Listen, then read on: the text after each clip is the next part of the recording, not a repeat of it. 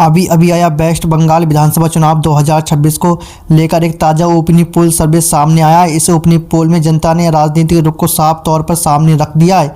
2026 में बंगाल का अगला मुख्यमंत्री कौन हो सकता है?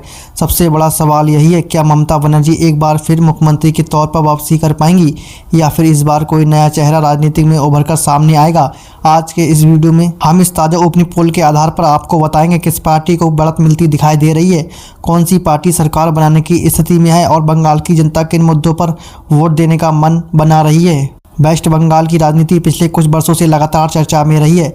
एक तरफ सत्ताधारी पार्टी अपने कामकाज और योजनाओं को लेकर जनता के बीच जा रही है, तो दूसरी तरफ विपक्ष सरकार को कई मुद्दों पर घेर रहा है। विधानसभा चुनाव 2026 केवल सत्ता परिवर्तन का चुनाव नहीं है, बल्कि ये चुनाव जनता के भरोसे और प्रदर्शन का भी इम्तिहान माना जा रहा है।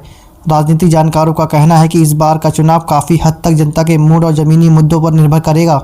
अब बात करते हैं इस ताज़ा ओपिनियन पोल सर्वे की।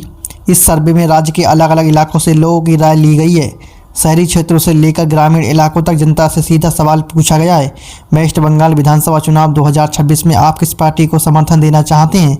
ओपिनियन पोल के नतीजे बताते हैं कि इस बार मुकाबला काफ़ी बड़ा माना जा रहा है। कुछ क्षेत्रों में सत्ताधारी पार्टी को बढ़त दिखाई दे रही है, तो वहीं कई सीटों पर विपक्ष भी स्थिति मजबूत होती नजर आ रही है। इस चुनाव में सबसे ज़्यादा चर्चा मुख्यमंत्री पद को लेकर हो रही है। ओपिनियन पोल में जनता से यही सवाल पूछा गया कि वे मुख्यमंत्री के रूप में किसको देखना चाहते हैं।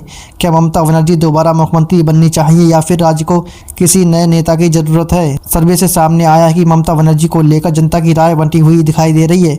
कुछ लोग उनके अनुभव और नेतृत्व को अभी भी मजबूत बनाते हैं, तो वहीं कुछ वर्ग बदलाव की बात कर रहे हैं। अगर हम जनता के मुद्दों की बात करें तो इस चुनाव में कुछ सवाल बार बार सामने आ रहे हैं। पहला बड़ा मुद्दा रोजगार, खासतौर पर युवा वर्ग नौकरी और भविष्य को लेकर चिंतित नजर आ रहा है।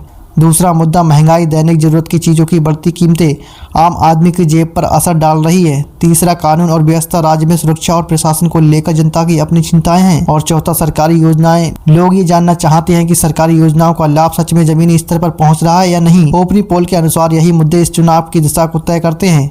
आपको बता दें कि वेस्ट बंगाल इलेक्शन में कुल 294 सीटें हैं। सरकार बनाने के लिए बहुमत का आंकड़ा 147 सीटों का होता है। ओपिनियन पोल के शुरुआती अनुमान बताते हैं कि किसी भी पार्टी के लिए बहुमत तक पहुंचना आसान नहीं होने वाला है। ऐसे में छोटी पार्टी, क्षेत्रीय प्रभाव और गठबंधन इस चुनाव में अहम भूमिका निभा सकते हैं। राजनीति विश्लेषकों का मानना है कि वेस्ट बंगाल चुनाव 2026 में सीधा मुकाबला होने के साथ साथ कई सीटों पर बड़ा संघर्ष देखने को मिल सकता है। ओपिनियन पोल केवल एक अनुमान होता है, लेकिन ये जनता के मूड को जरूरत दर्शाता है। आने वाले महीनों में जैसे जैसे चुनाव नजदीकी आएगा, जनसभाएं, रैलियां और राजनीतिक गतिविधियां और तेज हो जाएंगी। कुल मिलाकर वेस्ट बंगाल विधानसभा चुनाव 2026 को लेकर ये ताजा ओपिनियन पोल एक कड़े और दिलचस्प मुकाबले के संकेत देता है। जनता के सामने मुद्दे साफ हैं और फैसला वोटिंग के दिन ईवीएम में दर्ज होगा। ये थी हमारी आज की ग्राउंड पॉलिटिकल रिपोर्ट। आप देखते रहिए वेस्ट बंगाल चुनाव से जुड़े हर ताजा और अहम खबर।